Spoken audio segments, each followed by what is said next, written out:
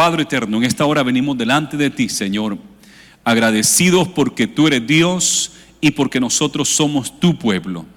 Agradecidos porque nosotros somos ovejas de tu prado y tú eres nuestro pastor. Como dijo David, Jehová es mi pastor y nada me faltará. Gracias, Señor Jesús, por ese sacrificio poderoso y precioso que hiciste en la cruz del Calvario, la única manera que el hombre se puede acercar a Dios, pues tú dijiste, nadie viene al Padre si no es por mí. Gracias, Jesús, porque a través de ti, a través de tu justicia, a través de tu santidad, a través de ese sacrificio de expiación que hiciste en la cruz del Calvario, ofrendando tu vida, muriendo en esa cruz por nosotros, por nuestros pecados, nos has lavado, nos has perdonado, nos has rescatado y nos has hecho una nación de reyes y sacerdotes. Gracias, Jesús, recibimos tu sacrificio, te recibimos a ti, Señor, y por lo tanto tenemos entrada al trono de la gracia, tenemos entrada para poder obtener oportuno socorro para nuestras necesidades. Señor, en esta hora hemos orado por la iglesia, por cada líder, por cada anfitrión, por cada hogar donde se abre para predicar tu palabra, por cada hermano o hermana que predica. Señor, te pedimos una vez más que les bendigas y les uses con poder y autoridad. Señor, de igual manera te pedimos por la iglesia en general, cada departamento, cada sociedad, cada área de la iglesia. Señor, las misiones, la radio, damas, caballeros jóvenes, niños, escuela dominical, el ministerio de alabanza, los servidores, diáconos y ujieres. Señor, cada aspecto de nuestra iglesia, que tú nos uses con poder y autoridad, nos llenes con tu Espíritu Santo. Señor, tú has dicho que el que lleve fruto, tú lo vas a limpiar para que lleve más fruto. Límpianos más y más, que podamos llevar más fruto, Señor, y podamos alcanzar nuestra ciudad para ti. Te presento, Señor, a la alcaldesa de nuestra ciudad, a Karen Go, Padre, que en la marcha que hicimos la vez pasada pidió que oráramos por ella, que ella está preocupada por la situación del homelessness en la ciudad de Bakersfield, que ha crecido, Señor, y no haya cómo hacer, qué proyectos hacer para poder, Señor, ayudar a las personas que han quedado sin casa y el problema que se da de homelessness. Te pido, Señor, por esa petición que ella presentó, Señor. Yo te pido que le des la gracia, la sabiduría a ella y al council de nuestra ciudad, Padre, para que puedan trabajar y haya paz en nuestra ciudad, que haya prosperidad. Señor, que tú reprendas todo espíritu maligno, toda potestad maligna de drogadicción y alcoholismo, de violencia y de pandillas que se quieran mover en la ciudad. Señor, que seas tú, Padre, mandando poder y unción a cada pastor, a cada líder, a cada hermano, a cada hermana de nuestra ciudad, para predicar tu palabra y contrarrestar las obras del diablo. Bendice la ciudad de Bakersfield, Señor.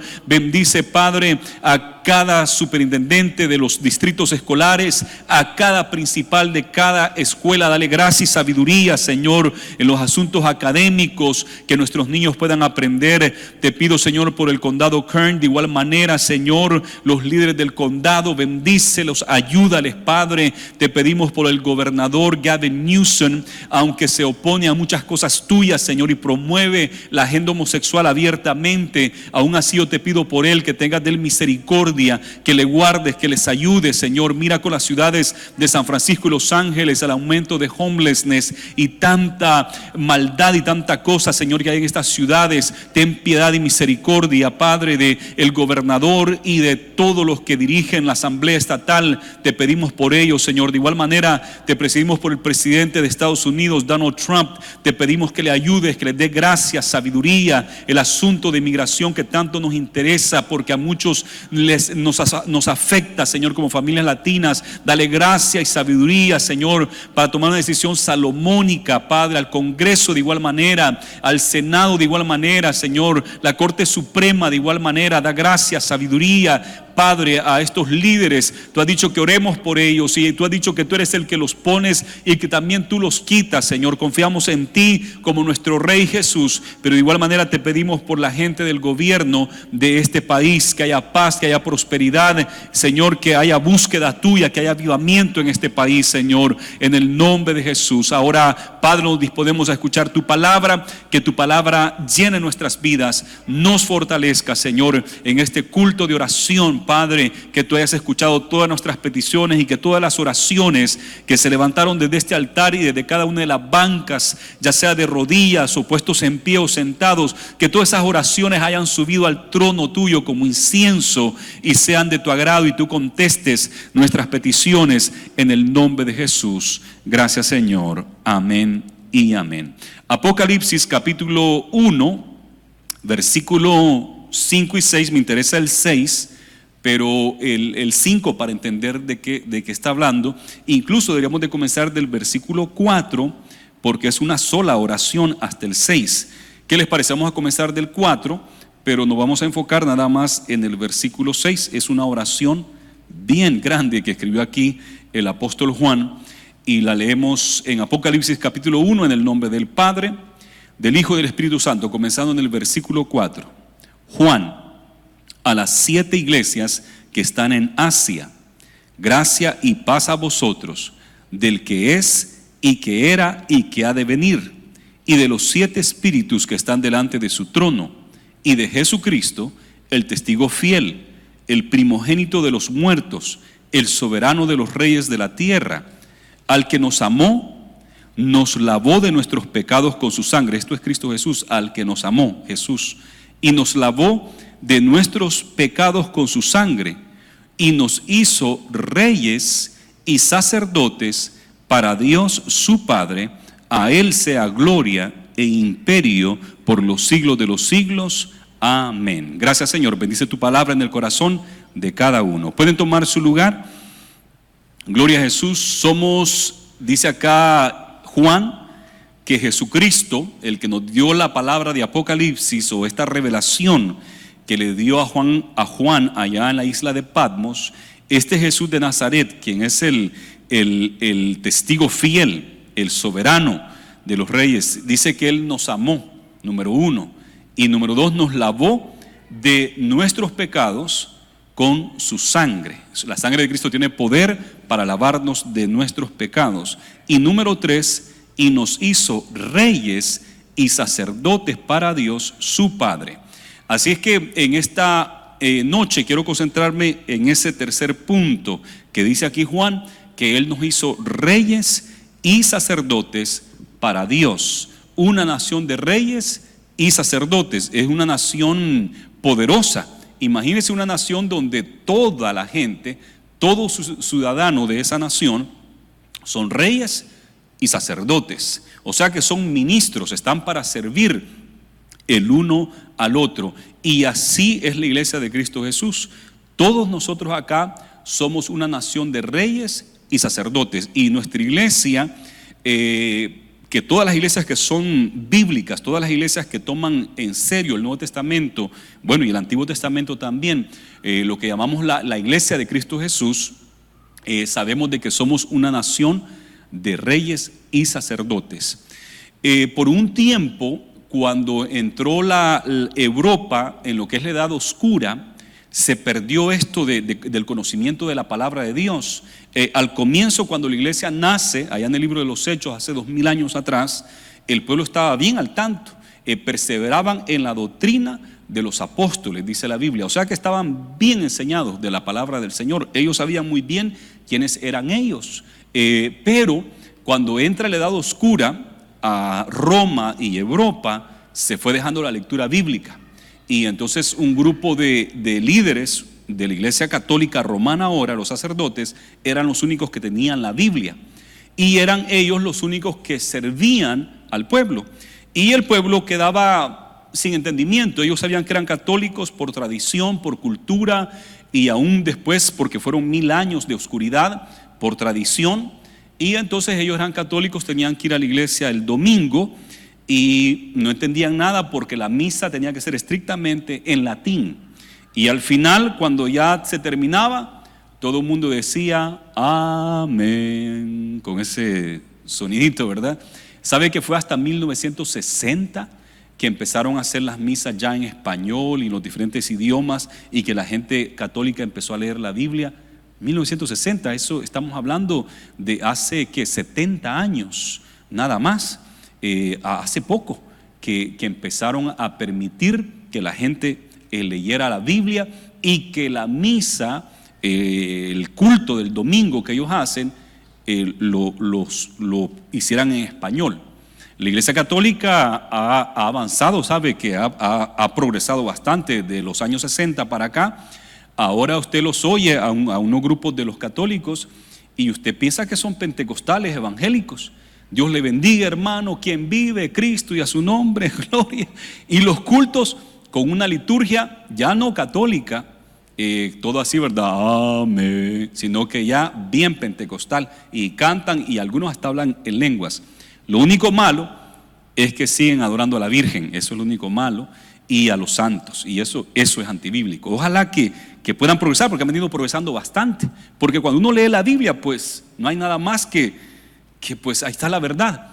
Y varios de ellos, Dios les ha ido abierto los ojos a muchos de los católicos, ahora que leen la Biblia en español, que tienen un culto parecido al nuestro, pentecostal o evangélico, y varios de ellos van aprendiendo. Incluso los católicos también ya empezaron muchos a servir y a esforzarse. He escuchado que van a retiros de pareja, retiros de hombres, retiros de mujeres, parecidos a nosotros, ¿verdad? Y están ya, han imitado bastante de lo nuestro. Y la razón que les conté de ellos es porque en esa época de esos 1000 años de oscuridad de Europa, se perdió lo que en el libro de los Hechos se nos había enseñado, lo que Juan nos escribió, que somos una nación de reyes y sacerdotes, sino que en el tiempo de la Iglesia Católica Romana, por 1000 años, desde el año 476 hasta el año 1450 y algo, cuando estuvo fuerte la Iglesia Católica, hasta que se da la Reforma y salen los protestantes que nos llaman a nosotros, todo ese tiempo era un grupo exclusivo de gente que eran los que servían. Entonces al sacerdote lo tenían muy en alto, padrecito, hasta le besaban el anillo, ¿verdad? Y hacía un gran respeto el padre. Entonces, ¿por qué? Porque no entendía de que todos somos una nación de reyes y sacerdotes. Ahora, cuando se da la Reforma y regresamos a la Biblia, nosotros nos damos cuenta de que no se trata de un grupo exclusivo. El pastor, los pastores de zona y los diáconos, un grupo santo, un grupo exclusivo, un grupo separado. No, aquí no, aquí todos somos separados, aquí todos somos parte del ministerio, aquí todos pueden predicar, aquí todos pueden poner las manos sobre los enfermos y que sean sanados, todos pueden echar fuera demonios, y eso siempre lo hemos predicado, siempre lo hemos enseñado, porque eso es lo que la Biblia nos enseña, el ministerio de toda la iglesia. Dice el apóstol Pablo, porque todos nosotros somos miembros en particular del cuerpo de Cristo. Y puede decir el ojo, porque yo no soy nariz, no soy parte del cuerpo. No, porque hay nariz, hay ojo, hay orejas, hay cejas, hay tantas partes en el cuerpo, y todos somos parte de ese cuerpo, y todos somos útil en la obra del Señor. Y Jesús y las epístolas que nos escribieron los apóstoles, se espera de que todos trabajemos. Yo eso de que la gente calienta bancas o que está en la banca sentado, yo no creo eso. Yo creo que aquí la mayoría, quizás un 80% de la iglesia está trabajando. Imagínense que 530 y algo llegaron a las células. Son hermanos que saben que tienen el ministerio de llevar gente, de predicar, de esforzarse. 36 grupos donde hay 36 predicadores, 36 hogares, 36 hombres y mujeres que están dirigiendo la obra del Señor, que están llevando a cabo la iglesia de Cristo, porque en esos grupos ahí se reúne la iglesia de Cristo, aunque sean 2 o 3 que se reúnan en el nombre de Jesús, ahí está Él, y esa es la iglesia de Cristo. Uno solo que tenga, usted está ministrando a la iglesia, al cuerpo de Cristo. O sea que es una gran responsabilidad. Yo creo, insisto, de que aquí todos debemos de estar trabajando, todos debemos de estar haciendo la obra del Señor. No todos hacemos lo mismo, no todos podemos cantar, no todos podemos predicar, no todos tenemos el mismo don, el mismo talento, porque entonces no se puede. Cada quien tiene diferentes talentos, diferentes dones que hay que usarlos para la obra del Señor. Él nos hizo reyes y sacerdotes. Sabe que quiero comentarles de que hay veces nosotros creemos que Dios no nos puede usar a nosotros porque yo no tengo una gran educación. Yo apenas aprendí a leer y a escribir. Llegué hasta 3er grado, dicen algunos, ¿verdad? Y entonces decimos, no, pues yo no estoy capacitado. O yo no estoy capacitado, yo no puedo porque yo vengo del pueblo más pequeño de mi estado o de mi país, ¿verdad? Vengo de un cantón, de una aldea, entonces yo no puedo porque yo soy de ahí, de un pueblito. Y no es así. Todos acá somos reyes y sacerdotes. Otros dirían, yo no puedo porque yo siempre he sido pobre, ¿verdad? Y por mi pobreza yo no puedo. Pero déjeme decirle que el Señor ha usado a todo tipo de personas para su obra. En los mismos que escribieron la Biblia fueron alrededor de 40 autores que el Espíritu Santo usó para darnos la palabra de Dios. Allí habían pastores de ovejas, habían agricultores, habían pescadores, habían también reyes como Salomón, que fue un rey. David era un pastor de ovejas, pero después fue rey y escribió tanto cuando era pastor de ovejas como cuando era rey también. Moisés, que fue preparado en el palacio de Faraón, Pablo, que fue estudiado a los pies de Gamaliel, y Lucas, que era doctor médico, un hombre muy capacitado, y el Señor usó, pero también usó a Amós, que dijo, yo no soy profeta ni hijo de profeta. No, hijo de profeta quería decir, no he ido a estudiar, porque habían escuelas de profetas, no he ido a ningún instituto bíblico, no tengo letras, lo que yo soy un boyero y uno que recoge higos, eso es lo que yo soy. Pero el Señor le mandó a profetizar y hablarle a los reyes, aunque él era un campesino, pero el Señor lo quiso usar. Pedro y los demás pescadores dijeron, cuando los oyeron hablar en lenguas de diferentes países, dijeron, pero que no son estos galileos, y son gente del vulgo. ¿Qué quiere decir vulgo? Común, la gente común y corriente, la gente del campo, la gente del barrio. No son gente eruditos, no son sacerdotes, no son príncipes. ¿Y cómo es que saben diferentes lenguajes? ¿Y cómo es que hablan con poder y autoridad? Y hablan tan poderosamente la palabra de Dios. ¿Cómo es que esto se da? Porque el Señor los escogió y el Señor los bautizó con su Espíritu Santo y fuego. ¿Sabe que Pablo entendió eso?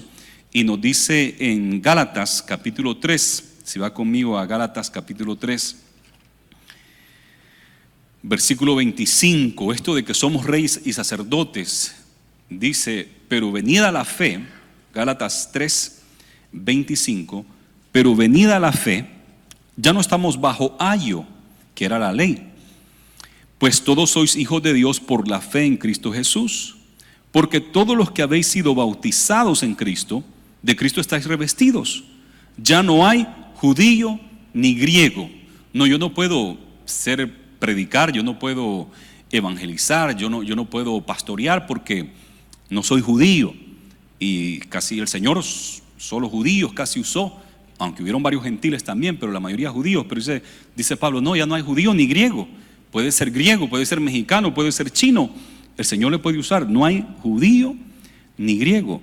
No hay esclavo ni libre. Yo soy esclavo, yo soy pobre, yo soy un campesino, yo soy rico, yo soy un jefe, ¿verdad? Tengo una empresa. No, ya no hay esclavo ni libre, dice acá. No hay varón ni mujer, porque todos vosotros sois uno en Cristo Jesús. Yo no puedo porque soy mujer. En el tiempo de Jesús, el testimonio de la mujer no valía nada el testimonio de la mujer. Y a mí siempre me interesó mucho, me llamó la atención que Jesús, cuando quiso que hubieran testigos de su resurrección, Él escogió que fueran las mujeres. Varios han dicho de verdad de que si yo hubiera escogido escribir la historia de Jesús, yo no hubiera puesto a las mujeres que fueran al sepulcro, porque ¿quién le va a creer a la mujer? La mujer, el testimonio de la mujer en una corte judía o en una corte romana no valía, no valía. Tenía que estar el esposo, el que tenía que hablar, y ella no tenía voz ni voto, ni era válido su testimonio, porque ellos creían que las mujeres, ¿qué van a saber? Y Jesús puso que las mujeres fueran los primeros testigos, como 4 mujeres se mencionan, y ellas fueron a decirle a los apóstoles, y los apóstoles como que si no creyeron, pero ya insistieron y tuvieron que ir a ver ellos, y sí encontraron que el sepulcro estaba vacío. Pero las primeras que Jesús les habló a María Magdalena fue una mujer la primera. Ese es el corazón del Señor. Aunque para Roma y para los judíos el testimonio de la mujer no valía, para Jesús sí vale, porque ya no hay hombre ni mujer en el reino de los cielos. Todos somos uno en Cristo Jesús. Sabe de que miramos en esto del asunto de las mujeres, que por ahí las han desechado. Cuando Jesús le era necesario pasar por Samaria, el vaso que él escogió fue una mujer, la mujer samaritana, y habló con ella, una mujer muy necesitada, y Jesús le era necesario pasar por Samaria. Y cuando Jesús le ha ministrado a su alma, a la sed espiritual que ella tenía, y Jesús le dice: yo soy esa agua de vida, y Jesús le habla, y cuando ella entiende que Jesús es el Cristo, incluso otra cosa que me llama la atención de la mujer samaritana, que ella le dice: yo sé que va a venir el Mesías, y cuando venga el Cristo, Él nos va a enseñar todas las cosas. Y Jesús le dice: mujer, yo soy el que habla contigo. A ella sí le dijo: yo soy el Mesías. A los demás siempre decía: no digan nada. A los apóstoles preguntó: ¿y ustedes quién creen que yo soy? Pues unos creen que eres Elías, otros que eres Jeremías. ¿Y ustedes qué creen que soy? Y Pedro dijo: tú eres el Hijo de Dios, tú eres el Cristo, el Hijo de Dios, ¿verdad? Ahí ellos lo declararon, por lo menos Pedro, pero a los demás no les decía. Y a esta mujer Jesús directamente le dijo: yo soy.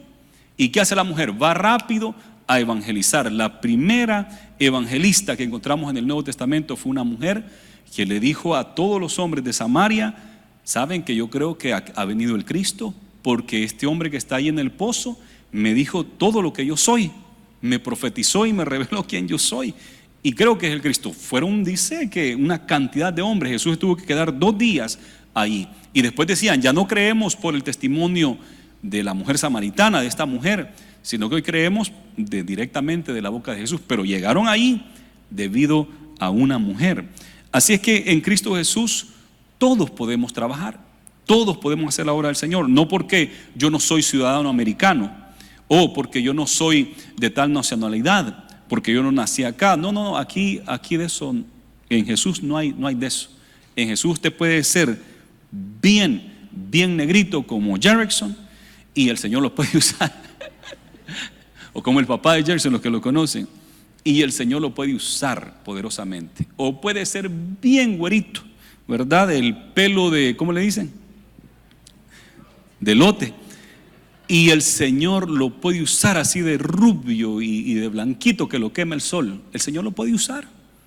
O entre medio de todos esos colores, ¿verdad? Amarillo como los asiáticos que dicen que son amarillos, o rojos como dicen que son los nativos de estas tierras americanas, los Native Americans, dicen que son rojos, otros son amarillos, o nosotros dicen que somos café, y los blancos y los negros, ¿verdad? El Señor no anda con esas cosas. Él nos hizo, y nos hizo de la tierra. ¿Sabe que la tierra tiene todos esos colores? Hay barro blanco, barro negro, barro café, hasta amarillo. O sea que del mismo color de la tierra, así somos todos. Y para el Señor no hay acepción de persona. En Cristo Jesús están derribadas las barreras nacionales, raciales. No podemos tener esas situaciones entre nosotros. Tampoco que porque aquel es pobre, porque aquel no tiene mucho, porque aquel viene de una familia pobrecita, y aquel viene de una clase media, una clase trabajadora, una clase rica. Tampoco. Eso en el Señor nada es. Con el Señor, para todos hay trabajo en el Señor, en la obra de Dios, para todos nosotros.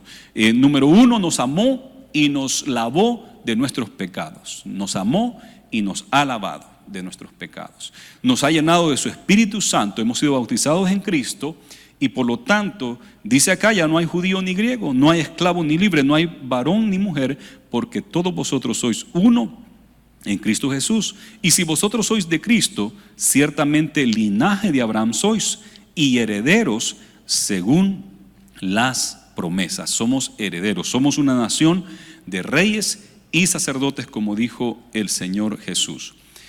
Algunos dicen: yo no puedo ser usado por Dios porque yo soy muy tímido y no me gusta hablar en público. Entonces creen que Dios no les puede usar porque es tímido, porque no puede hablar en público. Y sabe que hemos visto a lo largo de la historia de la iglesia que el Señor usa a toda clase de personas. Sabe que hay 4 temperamentos. Todos nosotros tenemos los 4 temperamentos dentro de nosotros, pero hay uno que es el prominente, el que más manda en nosotros. Y está el colérico, el sanguíneo, el flemático y el melancólico, los 4 temperamentos. Esto forma nuestra personalidad. Entonces hay una parte de nuestra personalidad que es el carácter, que aprendemos los buenos modales, el respeto, el ser caballeroso, según la educación, la enseñanza y las tradiciones de nuestros hogares, de nuestras familias, de nuestros pueblos o de nuestro país. Entonces eso forma nuestro carácter, ese es el carácter de nuestra personalidad. Pero también en nuestra personalidad hay algo muy natural, que no tiene que ver nada con el carácter, ni con lo que nos enseñan. Y tiene que ver con estos 4 temperamentos que están dentro de nosotros, que nos guían hacia eso. Es natural para nosotros ser de esa manera. Y se han fijado que algunos son bien alegres y hablan con todo y son bien sociales, y otros son bien tímidos y no les gusta hablar mucho, les gusta estar más a solitas, ¿verdad? Y aunque uno le diga, vente, hazte parte, y casi no puede. Y el otro, aunque le digan, mira, cállate, que quédate un poco quieto, o sea, no puede porque tiene que estar saludando a todos y hablando, y él, eso es su vida. Es muy sociable. En estos 4 temperamentos se pueden resumir en 2: el que es extrovertido, que prácticamente es el colérico, y el sanguíneo son extrovertidos, y el introvertido, el que es más calladito, es el flemático y el melancólico. Y aquí en la iglesia habemos de los 4 temperamentos. Aquí tenemos los 4 temperamentos, siempre lo van a ver. Y nos hemos dado cuenta en la iglesia, en estos años de trabajar, de que el Señor puede usar a los flemáticos, a los melancólicos, los puede usar de líderes, de directores, de presidentes, como también puede usar a los coléricos y a los sanguíneos para esas diferentes obras que el Señor tiene. No hay acepción en eso tampoco. En la Biblia encontramos los apóstoles. Pedro, ¿cómo se lo imaginan ustedes? ¿Cómo lo miran según lo que leemos allí de él y de su vida? ¿Qué creen que era? ¿Era sanguíneo o era melancólico? ¿Cómo lo ven? Sanguíneo, ¿verdad? El sanguíneo usualmente es bien alegre, le gusta la fiesta, le gusta socializarse, es un poco flojo para el trabajo, el sanguíneo. El colérico es muy trabajador, también es extrovertido, pero es muy trabajador, es más organizado. El flemático y el melancólico, que son introvertidos. El flemático también le gusta la fiesta, aunque es más calladito, pero le gusta la fiesta y es desordenado a comparación del melancólico, que es bien organizado, todo en orden, le gusta tener todo en orden, todo bien cuidadito. Imagínense una mamá melancólica que tiene las tacitas de té en su vitrina ahí en su casa, tiene todo bien bonito, la sala, todo es una lindura, todo bien ordenado, todo bien en su lugar. Y cuando sirve para comer, como ella es melancólica, le gusta tener, aquí se va a sentar papá, aquí me voy a sentar yo, y aquí los invitados, tiene todo en orden, porque ella es así melancólica, es bien ordenada, bien artística, y le gusta pensar en adelantado. Y tiene un hijo sanguíneo que le gusta correr, brincar y es desordenado. Le dice, guarda los juguetes, y cómo le cuesta a ese niño, no hay a dónde comenzar. Y pasa media hora y todavía no ha comenzado a guardar los juguetes porque todo regado. ¿Qué problema? Mamá melancólica y hijo sanguíneo. Eso, alguien dijo, lo que tiene que hacer esa mamá es agarrar una gran caja y que eche ahí todos los juguetes y que cierre la caja, porque si ella quiere que ponga los carros acá, los vaqueros acá, ese muchacho sanguíneo no va a poner nada. Entonces una gran caja, échelo ahí y ya se mira ordenado, ¿verdad? Hay que llevar las cosas. Bueno, Pedro era sanguíneo porque era siempre aventado, le gustaba hablar rápido, era el primero, y se mira que es extrovertido. Ese era Pedro. Le gustaba socializarse con los demás. Y Pablo, ¿qué piensan que era? Melancólico, flemático, colérico, sanguíneo. ¿Cómo miran a Pablo? Colérico, ¿verdad? Y por eso es que Pablo fue el que más trabajó. Los coléricos son trabajadores, trabajan fuerte y les gusta el producto, les gusta la producción, les gusta que se hagan las cosas. Y Pablo fue el que más escribió, fue el que más iglesias abrió porque tenía un temperamento colérico que lo hacía trabajar. ¿Y sabe qué pasa con los coléricos? Casi no les interesa mucho la gente. Lo que le interesa es el producto. Se está haciendo el trabajo, a dónde estamos, a ver un reporte de lo que se está haciendo y quiere las cosas ya. Y todos estos temperamentos, yo debo decir que son naturales en nosotros, pero el Señor nos da de su Espíritu Santo para que estén bajo del poder del Espíritu Santo, porque también pueden ser muy dañinos. Los cuatro, y yéndose a su extremo, es dañino, no es correcto. Y imagínese el colérico, cómo puede ofender a la gente, ¿verdad? Porque él quiere trabajar y ya quiere sacar el trabajo y no le importa a la gente. Yo conozco algunos cuantos coléricos, pero tienen que aprender a llevarse con la gente. El sanguíneo le gusta relacionarse. Entonces tiene el jefe colérico y tiene un trabajador sanguíneo. Y viene y le dice al sanguíneo: mira, necesito que hagas esto y esto y esto. ¿Ya hiciste lo que tenías que hacer? Y el sanguíneo dice: wow, ¿qué clase de jefe tengo yo? Ni siquiera me preguntó cómo estoy.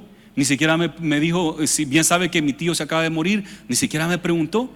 El hombre no le importa mucho de cómo está él, cómo está ella, sino que lo que quiere es el trabajo, pero es porque así está ya propuesto. Pero el colérico tiene que pedir al Espíritu Santo que le ayude, porque no puede ofender hacia la gente, ¿verdad? Y nosotros los supervisores hay veces que les recordamos: no pregunte directamente el reporte. ¿Cuántos hermanos subieron? ¿Cuántos convertidos? ¿Cuánta ofrenda? ¿Verdad? Pregúntale primero: ¿cómo están? ¿Cómo va todo? Porque hay veces que se oye como que si nomás producción, como que fuéramos coléricos. Entonces hay que aprender a preguntar también cómo están y interesarse por la gente completamente. Pablo fue colérico, ustedes saben los pleitos que tuvo con Bernabé, se separaron. A Pedro, como era bien social, estaba comiendo con los gentiles por acá, probando el chicharrón y algunas cosas de puerco, y cuando vinieron los judíos, se apartó y a sentarse con los judíos. Y Pablo, enfrente de todos, ahí le dijo: Pedro, de verdad que sos un gran hipócrita, porque estás acá comiendo con los gentiles y cuando vienen los judíos te vas con ellos, y ahí enfrente de todos, porque era al grano. Entonces, con un colérico hay que ir al grano. Cuando uno quiere hablar con él, no puede ir uno, fíjese que, y empezar a contar una historia. Le va a decir el colérico: dime el punto, ¿a qué quiere llegar? Porque ya quiere, ¿verdad? Entonces, uno tiene que saber cómo tratar. Pero a lo que voy es que el Señor puede usar cualquier temperamento de nosotros, seamos de cualquiera de los cuatro, flemático, sanguíneo, colérico o melancólico. El Señor lo puede usar. Juan, el discípulo amado, el que escribió el Apocalipsis, yo me lo imagino ahí como más flemático o quizás hasta melancólico, quizás introvertido. No era un gran que le gustaba andar hablando, sino que más tranquilito, más a solas que el colérico y que el sanguíneo. Entonces, en los 12 apóstoles de Jesús, ahí hay diferentes temperamentos, y aún con Pablo, que después se añadió a la lista de los apóstoles, diferentes temperamentos. Y el Señor nos puede usar a cualquiera de nosotros, no importa nuestra educación, nuestra formación en el hogar y aún esa tendencia natural que hay en nosotros. Decía el doctor Quispe que el niño que es flemático empieza a comer y avioncito, y la mamá colérica quiere que el niño termine de comer ya y ponte a comer, y ahí queriendo jugar, y le grita y lo amenaza, empieza a comer un poco más rápido, pero en 2 minutos otra vez, es que ya no puede. Así es su temperamento, ¿verdad? Va a crecer, va a madurar, y hay que ser sabios como padres en todo esto, porque esos son nuestros temperamentos que Dios nos los ha dado así, pero tienen que estar bajo la influencia del Espíritu Santo para que no se haga pecado, porque el flemático y el sanguíneo se pueden hacer bien flojos y eso es pecado. El colérico puede ser muy fuerte con la gente por sacar el trabajo, y eso es pecado también. Hay que saber atender, amar, hay que saber comprenderse. Pablo tenía eso, Pablo tenía mucho amor, aunque era bien fuerte, pero el Espíritu Santo lo había llenado de ese amor y esa compasión. Incluso dijo una vez: yo soy como una nodriza para ustedes, soy como una nani, ¿verdad? Que alimenta, que cuida, que protege. Y él tenía ese amor por el pueblo, aunque él era colérico. Así que el Señor puede usarnos a cualquiera. Simplemente lo que necesitamos es que el Señor nos haya perdonado nuestros pecados, lavado nuestros pecados, que nos haya llenado de su Espíritu Santo, y que sabiendo que Él nos ha llamado a ser sacerdotes, reyes y sacerdotes, y podemos ser usados por Dios. Ese es uno de los puntos principales del mensaje de hoy. El siguiente punto, quiero decirles que hay que seguirse preparando, hay que seguir creciendo en el Señor, porque no podemos llegar a pensar: bueno, yo ya multipliqué mi célula, ya estuvo. Yo ya soy supervisor, ya estuvo. Ya soy pastor de zona, ya estuvo. En mi caso, soy el pastor general de la iglesia y ya estuvo. Y el Señor hace poco hablaba conmigo de ese tema, que tengo que seguirme preparando, tengo que seguir creciendo, porque si uno cree que ya llegó, está en peligro. Dice la Biblia que el que es sabio en su propia opinión es un necio. El que cree: yo me lo sé todo, a mí nadie me puede enseñar. Y ese es un necio.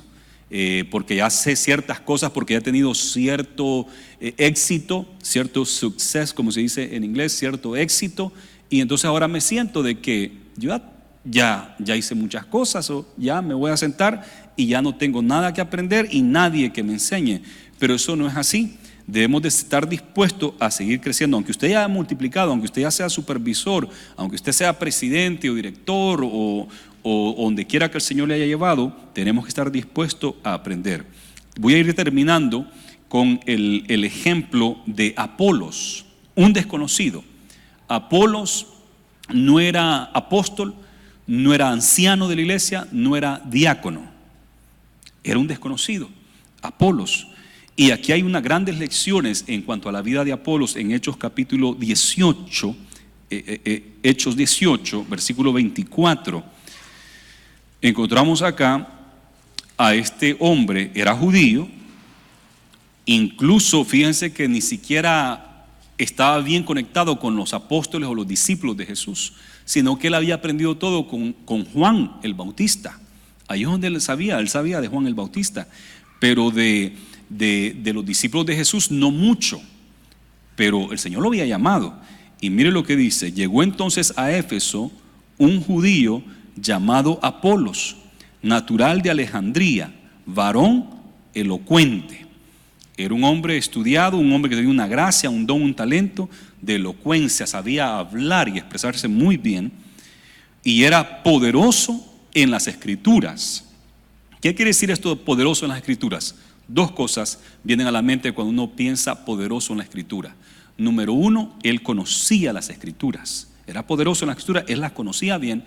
Y número dos, la podía enseñar bien, la podía trazar bien, era poderoso en la Escritura, elocuente, poderoso en las Escrituras. O sea, tenía conocimiento y podía enseñar esa palabra.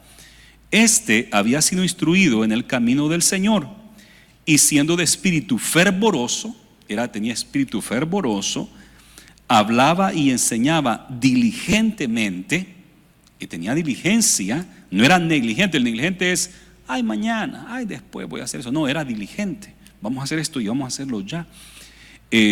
Lo concerniente al Señor, y aunque solamente conocía el bautismo de Juan. O sea, solamente conocía el bautismo de Juan, quiere decir que él sabía de que para acercarse a Dios había que arrepentirse de sus pecados. Y él conocía todo lo que Juan había enseñado, y que venía el Cristo, y que el Cristo iba a bautizar con Espíritu Santo y fuego. Entonces, él nos tiene completo el evangelio, pero con lo que tiene, él lo está dando. Lo que de gracia ha recibido, hay que darlo, dice el Señor. Y Apolo lo está haciendo. Apolo lo está haciendo. Y está en Éfeso, fíjese, está en Éfeso. Pablo todavía no llega a Éfeso. Pablo va a llegar en el capítulo 19 a Éfeso. En el capítulo 18 ya está Apolos ahí. Y allí van a haber dos personas más. Y comenzó a hablar con denuedo en la sinagoga, pero cuando le oyeron Priscila y Aquila, le tomaron aparte y le expusieron más exactamente el camino de Dios. Esto me llama mucho la atención. Apolos es elocuente, es poderoso en la palabra, es diligente y de espíritu fervoroso. Pero en la sinagoga o en la congregación donde está predicando, hay 2 personas por lo menos que saben más que él. Ahí hay personas que saben más que él. Y él estuvo dispuesto a escucharles porque fue sabio, fue humilde y estuvo dispuesto a recibir de ellos, más exactamente, el Evangelio de Cristo Jesús. Y eso creo que es importante para todos nosotros, comenzando con mi persona, que soy el pastor general de la iglesia, y para todos los líderes. Tenemos que estar dispuestos a seguir aprendiendo, ser humildes. El que no recibe consejo es necio. El que no recibe consejo es que es sabio en su propia opinión, pero uno puede recibir consejo. A mí hay hermanos que todavía me corrigen el español, a algunos les da pena decirme o vergüenza, pero tengo por ahí unos 2 o 3 que me corrigen y les da un poco de vergüenza. No, dígame, corrígame, porque si no siempre voy a decir unas palabras que no son. Antes decía, cuando decía en la oración, que en vez de decir que entre a mi corazón, decía que dentre a mi corazón. Y me corrigieron varios, por todavía recuerdo los que me corrigieron. Así es que hoy ya no digo que dentre, sino que entre a mi corazón. Y así me van corrigiendo algunos hermanos. Y mi mamá es la número 1. Harry, escuché en la radio que dijiste así. Y verdad, entonces hay que estar dispuesto a recibir consejo. Hay que estar dispuesto a crecer. Pero fíjese también que hay que admirar a Priscila y Aquila, porque ellos son parte de la congregación donde Apolos ha estado predicando y enseñando. Y ellos tuvieron el valor de venir donde el maestro que ha estado ocupando el púlpito para decirle: me gustó lo que dijiste y estuvo exacto, pero mira, esto y esto te hace falta. Y ellos estuvieron dispuestos a enseñarle. Entonces tuvieron el valor para ir y corregirle y enseñarle. Los supervisores están para eso. Los supervisores están para ir a las células, ver y darle consejos al líder, y nadie debe de ofenderse por eso, sino que para eso estamos. Y hasta el líder le puede dar su consejo al supervisor. Hay varios líderes que le han dado consejo a los supervisores también, y los tomamos. Pero el supervisor está para ir y ver: esto está bien, esto está mal, hay que corregir esto, ¿verdad? Es como un entrenador, y hay que hacerlo los unos con los otros, porque somos una nación de reyes y sacerdotes. Tanto a Apolos hay que reconocerle que fue humilde en recibir, como también a Aquila y Priscila, que estuvieron dispuestos a enseñarle. Me llama la atención acá que dice Priscila y Aquila. Parecen que los 2 son nombre de mujer, ¿verdad? Priscila sabemos que es nombre de mujer, 100%. Hay varias personas, mujeres, que se llaman Priscila. Pero Aquila, ¿alguien se llama Aquila? ¿Han oído de algún Aquila? Aquila es nombre de varón, es un hombre. Y Aquila es el esposo. Y la esposa se llama Priscila. Cuando apenas la Biblia los menciona por primera vez, se menciona como Aquila y Priscila, porque esa es la manera de pronunciarlo, de decirlo. Primero el esposo y después la esposa, ¿verdad? Harry y Cecilia Marroquín, casi siempre usamos así. El esposo va primero porque es la cabeza. Y así se presenta por primera vez. Pero acá, mire cómo lo presenta Lucas: Priscila y Aquila. ¿Y qué han hecho ellos? Le han expuesto más exactamente el camino de Dios, le enseñaron, fueron maestros para Apolos. Y eso quiere decir que Priscila también le dijo: mira, así, así, así. Y después Aquila: sí, es cierto, mira, así, así, así. Pero menciona primero a Priscila. Esto a mí me llama la atención, porque también la mujer puede enseñar la palabra del Señor. Aquí claramente está. Y cuando lo oyeron Priscila y Aquila, le tomaron aparte y le expusieron, le enseñaron más exactamente el camino de Dios. Así que Priscila es una mujer que enseña, que discipuló a Apolos junto con su esposo. Los 2 podían hacerlo, pero ella aquí aparece primero. Parece que ella era la más, quizás era la sanguínea o la colérica, ¿verdad? Que era la más extrovertida, y quizás el esposo era más introvertido. ¿Conocen algunas parejas así? Donde ella es más activa y él es más tranquilo. Yo conozco varias parejas así. Y aquí Priscila está enseñando también. Y esto me gusta mucho a mí. Me encanta esto de Jesús y de su palabra, de que la mujer no la toma como una ciudadana de segunda clase. La Biblia nunca presenta así a la mujer, y son las sociedades, las culturas que lo han tomado. Y yo tenía un pleito grande con las feministas, porque el objetivo de las feministas, a mí, como les he dicho varias veces, yo tuve que leer un libro de ellas en la universidad, y el punto principal de ellas es que la Biblia es la opresora. Y como la sociedad americana está basada en la Biblia, entonces el problema es la Biblia, porque la Biblia dice que Dios es la cabeza del hombre, el hombre es la cabeza de la mujer y la mujer la cabeza de los hijos. Dijo ella que eso no está en la Biblia, pero así decía el libro. Entonces quieren deshacer esa idea porque ellos creen que la Biblia oprime a la mujer, y eso está bien lejos de la verdad, pero lejísimo. Qué lástima que no leen la Biblia. Y el movimiento feminista se hizo muy poderoso en toda Latinoamérica, desde las universidades, y yo tengo un pleito contra ellas porque mienten al decir eso, porque la Biblia no oprime a las mujeres en absoluto. Todas las sociedades que han tomado la Biblia, como Estados Unidos, son sociedades donde la mujer tiene más libertad, mucho más libertad. Es cierto que Estados Unidos también no dio el voto a las mujeres hasta hace unos 100 años por ahí, que las mujeres pudieron votar igual en Latinoamérica. Pero ¿por qué se dio? Porque en la Biblia dice que somos iguales, hombres y mujeres en Cristo Jesús somos iguales. Y por eso es que la cultura occidental está más dada a la liberación de la mujer que la cultura oriental. Vaya a ver si los musulmanes le dan libertad a las mujeres. Hay una congresista en Estados Unidos, Omar es el apellido de esta congresista. Ella tiene que andar con su velo, porque la mujer tiene que ponerse velo, porque de otra manera está no se está sometiendo. E incluso algunos dicen de que si no usa velo y la violan, es su culpa por no andar velo. Entonces imagínense, eso sí es machismo. Eso verdaderamente oprime a las mujeres, el Islam. Pero el cristianismo no oprime a las mujeres. Más bien de la iglesia han salido mujeres extraordinarias. Incluso hasta en la sociedad patriarcal de Israel, hace 3,000 años atrás, antes de David, Débora, una gobernadora y jueza. ¿A dónde se ha oído eso? ¿A dónde? ¿Qué nación iba a tener una mujer gobernadora y jueza? Eso era un insulto para las culturas patriarcales. Pero la Biblia nos enseña que Dios le plació poner a Débora como gobernadora, como profetisa y como jueza. Y después en todo el Antiguo Testamento encontramos mujeres profetisas. Y en el Nuevo Testamento encontramos también mujeres que enseñan, como Priscila, profetizas, diaconisas, y encontramos eso en la Biblia. Yo soy de la posición que el hombre es la cabeza del hogar, porque eso la Biblia lo dice, y no es un asunto de inferioridad o superioridad, sino que la Biblia lo dice, el hombre es la cabeza del hogar. Y yo creo de igual manera que el hombre debe ser la cabeza en la iglesia. Yo creo que el pastor debe de ser un hombre, 100%, yo siempre lo he creído así. Pero en nuestras familias se ha dado que los hombres no han estado, y yo vengo de una familia donde la cabeza del hogar fue mi mamá, porque mi papá, cuando nosotros teníamos 3 años por ahí, cuando yo tenía como 3 años, nos abandonó, 2, 3 años, nos abandonó. ¿Y quién iba a ser la cabeza del hogar? Mi mamá. Y de igual manera hay iglesias donde mujeres son pastoras, y yo lo que digo es que sí, Dios las puso, y yo acepto ese pastorado.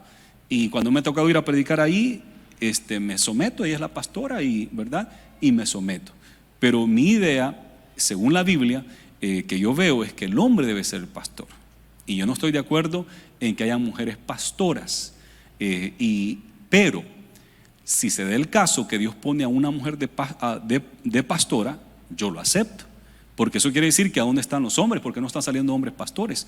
Y si hay una mujer que el Señor quiere levantar para pastorear, amén, eso es la decisión de Dios, y yo qué puedo hacer. Pero sí sé que el hombre debe ser la cabeza del hogar, y el hombre debe ser la cabeza en la iglesia, y yo eso lo mantengo. Y hasta el día de hoy no hemos sacado pastoras de la iglesia a que vayan a pastorear. Siempre queremos tener hombres dispuestos a que sean la cabeza y que vayan a pastorear. Y como he pensado siempre, yo no quiero mandar a ninguna mujer a pastorear. Y digo, ¿y qué pasa si el Señor me dice, sí, mira, mándame a esta a pastorear? Y voy a tener que aceptarlo. Pero yo soy de la posición de que es el hombre la cabeza del hogar, y yo como pastor quiero sacar hombres, preparar hombres que se pongan los pantalones y que sean los hombres los pastores de iglesia. Pero estoy de acuerdo de que la mujer puede predicar y enseñar, Y si hay pastoras también lo acepto, en nuestro concilio hay pastoras y lo acepto, pero sí sé que algo no está bien. Pero Dios puede hacer como a Él le plazca, ¿verdad? En poner, si no hay hombres, Dios va a poner mujeres para la obra del Señor, y había mujeres extraordinarias. Así es que aquí me llamó mucho la atención que Apolos se sigue preparando, acepta el consejo, pero que hay una mujer que le enseña, Priscila y Aquila, le enseña la palabra del Señor. Y incluso le dieron cartas para Acaya, que es Corinto, en Corintios, en Corinto, y queriendo él pasar a Acaya, que es ahí en el área de los Corintios, los hermanos le animaron y escribieron a los discípulos que le recibiesen. Y llegando allá fue de gran provecho a los que por la gracia habían creído, porque con gran vehemencia refutaba públicamente a los judíos, demostrando por las escrituras que Jesús era el Cristo. Tanto hizo en Acaya que después los hermanos en Corinto decían: yo soy de Apolos, no, yo soy de Pablo, yo soy de Cefa. Y Pablo le escribe en el tercer capítulo de 1 Corintios y le dice: ¿qué es Apolos y qué es Pablo? Yo sembré, Apolos regó, pero el crecimiento lo da Dios. Fíjense que en Corinto Pablo había sembrado, y el que llegó a regar fue Apolos, y era tan elocuente, tan por eso la palabra, que una gente dijo: a mí me gusta cómo predica Apolos, o yo prefiero a Apolos. Pablo es demasiado largo, se alarga, es medio aburrido, muy temático, mucha información. A mí me gusta Apolos. Y otros: no, a mí me gusta Pablo porque es más profundo que Apolos. Y entonces estaba ese pleito. Y entonces Pablo dice: ¿y qué es Pablo y qué es Apolos? Yo sembré, Apolos regó. Pero el que se merece la gloria es Dios, que es el que da el crecimiento, Él es el que da el fruto. Y en Éfeso fue al revés. En Éfeso Apolos había sembrado y Pablo llegó a regar, ¿verdad? Ahí en Éfeso fue al revés. Pero en Corintios sí, por eso Pablo dijo: yo sembré, Apolos regó.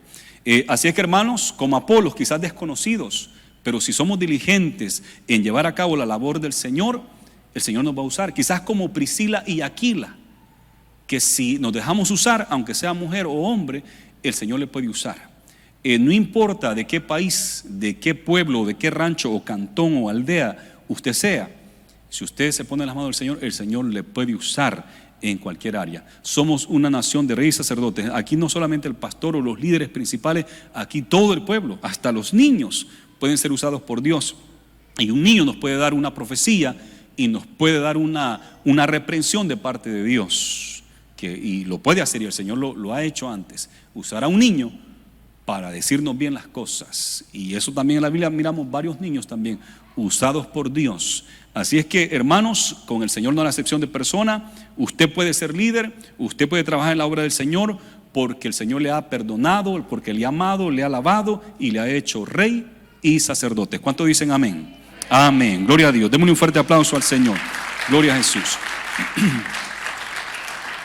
Pongámonos en pie. Vamos a orar juntos. Señor, gracias por tu palabra, gracias por tu bendición. Te pido que nos guíes cada día. Bendice a los líderes, bendice a cada anfitrión, bendice a los hermanos que están pensando en trabajar, aquellos que quizás se sienten cohibidos, se sienten quizás que no pueden. Señor, que tú les animes para llevar a cabo esta labor, porque son vasos útiles en tu obra. En el nombre de Jesús, amén y amén. Hermanos.